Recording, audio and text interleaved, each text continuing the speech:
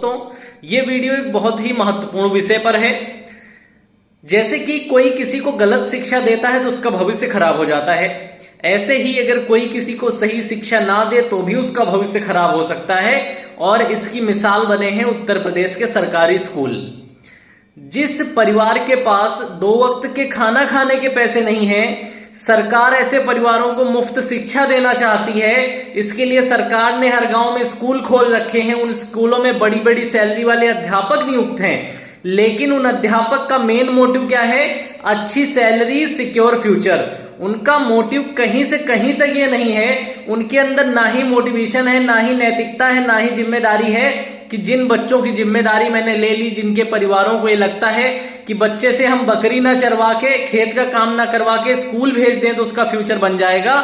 वो स्कूल में जो टीचर आ रहे हैं वो सिर्फ टाइम पास करने आ रहे हैं अपने 4-5 घंटे का।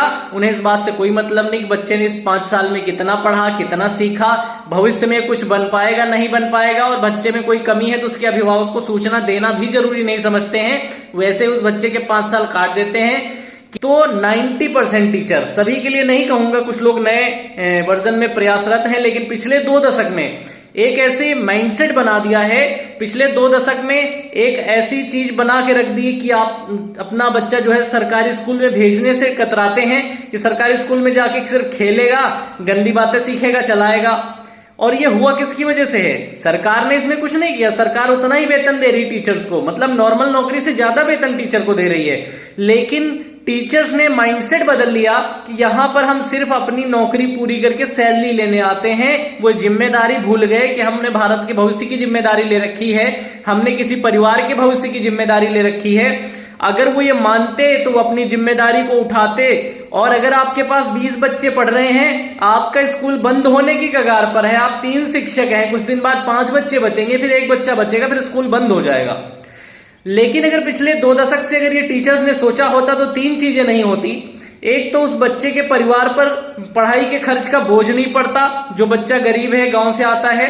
दूसरा, उस बच्चे के फ्यूचर के साथ आपने खिलवाड़ किया। पिछले 2 दशक में न जाने कितने बच्चे ऐसे होंगे सरकारी स्कूल से पढ़ के गए और जीवन में कुछ नहीं बने, क्योंकि उन्हें मोटिवेट नहीं किया गया, उन्हें सही रास्ता नहीं बताया गया, उन्हें शिक्षा में इस स्तर तक नहीं ले जाया गया कि आगे उनका पढ़ने का मन करे। दूसरा नुकसान उन बच्चों का हुआ, और तीसरा नुकसान उनका हुआ जो सरकारी अध्यापक बनने की तैयारी कर रहे थे, क्योंकि अब ना बच्चे रहेंगे सरकारी स्कूलों में, ना वो स्कूल रहेंगे और ना ही शिक्षक भर्ती आएगी।